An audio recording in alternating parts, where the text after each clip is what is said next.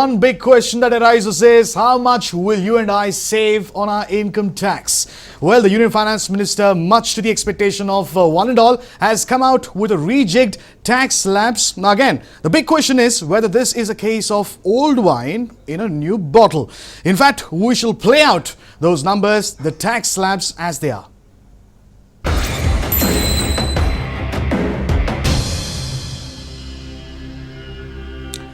Well, in fact, we have Tax Expert Padam Kincha right here. But before we come to you, Mr. Padam, we shall in fact show you as to what the tax slabs stand at this point in time. This will give us a clear picture of what has happened in this budget.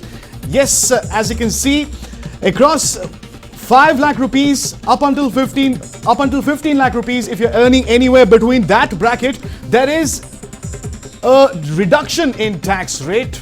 But whether it is that simple is the big question. There is no change in the tax rate when it comes to salaries up to 2.5 lakh rupees and salaries between 2.5 and 5 lakh rupees. They stay at 0 and 5% respectively. But anything beyond 5 lakh rupees, there is a reduction in tax rate. So what on paper at least looks like an interesting development, something that the common man may be happy about.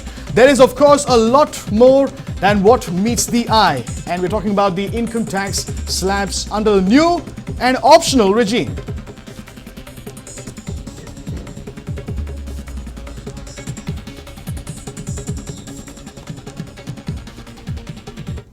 In fact, the big question is, are you confused about the new optional tax regime introduced by Finance Minister Nirmala Sitharaman? In fact, we have with us Tax Expert Padam Kincha right here in our studios. Many thanks, Padam Kincha, for joining us. You can in fact call us on 080-4031-2757 or 58, and you can interact with Padam Kincha himself and ask whatever doubts you have about the income tax, how much you're likely to save, and what is this new yet optional tax slab all about. Now, Padam Kincha, if I were to come to you, you can kickstart this discussion. Tell our viewers as to what this new tax slabs are all about, and whether eventually at the end of the day, is the common man really saving anything on the income tax? Let us begin the background by understanding that what remains in the law today is going to continue to exist. They are proposing to introduce a new section, 115 BAC. This is the section number. They say that you have an option to go into this 115 BAC section. Who has an option there, and when do you exercise this option? That will depend upon whether you are carrying on a business or you are a salaried person or not having business income. That's the bifurcation. So people who are carrying on a business who want to opt for the new scheme will have a particular regime or particular manner of exercising it, and people who don't have business income would have a particular manner of exercising it. What do you mean by that? People who are having business income but having low incomes, they have a choice to go in for this, but the law says once you go in for the new scheme, I'll mandate that this new scheme will apply to you all times to come, except for 1 year when you can back out of the scheme. So once you choose to get into the scheme, it will be mandatorily applicable. We have no way of coming out of it. It's like quicksand almost. Once you're in it, you're in it full except time. That they say only 1 year we will give you, once we will give you an option to come out. Small leeway, right. Some small leeway. For a person who's not carrying on a business, he has an option to evaluate the old scheme and the new scheme year on year and choose what is more beneficial to him. But doesn't that become very difficult? In fact, I also have my colleague Arun Sundaram so I'll come to here in the studio. I have a doubt. Please. Now the question is, you said that 1 year leeway. Let's go back to that point about the businesses. Correct. You said 1 year leeway of your choice. Now, no, not 1 year. Once. Now, basically, what does that mean? Let us say I am a person carrying on a business. I think that the new scheme is beneficial to me. Therefore, I opt in for the new scheme. Now, once I opt in for the new scheme, the proposition of law is that it is mandatory for all years to come.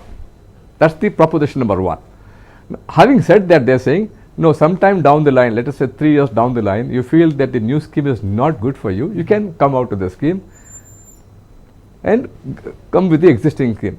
Now, having come out of this, Existing scheme at that point of at time. that point of time, at Okay. that point of time, what will be the existing scheme at that point of time, you will be governed by it. Okay, so that the underlying phrase is at that point At of that time. point of time. Okay. Now, if you think that you want to go back again, then you will be mandatorily for all times in perpetuity with a new scheme only. Only one opportunity. Only one opportunity. to come out. one part is clarified. Yes. Now, Second the devil lies in the detail. No, so second part therefore is for a non-business. 1 minute, sir. My question is, suppose I migrate to the new scheme. I am a small Correct. businessman. I have migrated to the new scheme.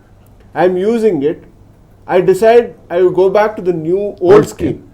And then 1 year I use the old scheme, find that it is very tough. I decide to go back to the new scheme. When I do the switch, you played out the numbers showing how the savings can occur. Now, if I do the switch, the question is, will the Department of Income Tax have the right to claim any notional loss of tax that I would have they would have received from me because of the switchover? Is there any provision? There is no like that? provision for clawing back of tax advantage you've had because you've come back to an old scheme. There's nothing, clawback provisions are not there. So if you have enjoyed a benefit under the new regime and you choose thereafter to come back to the old scheme or existing scheme, there's no clawing back or there's no recovery of the tax advantage you've had. That is clear. That is clear from the finance bill memorandum that I've read now. It's clear. Okay. So That's that point is clear. Once you have a choice, then again go in second time, you are bound by this new option all times to come.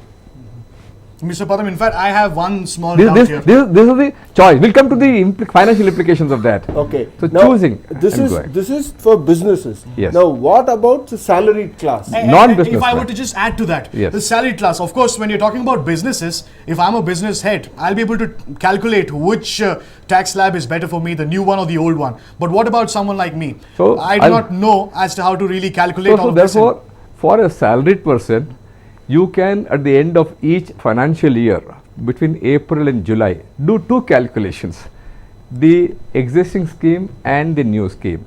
Year on year, do two calculations.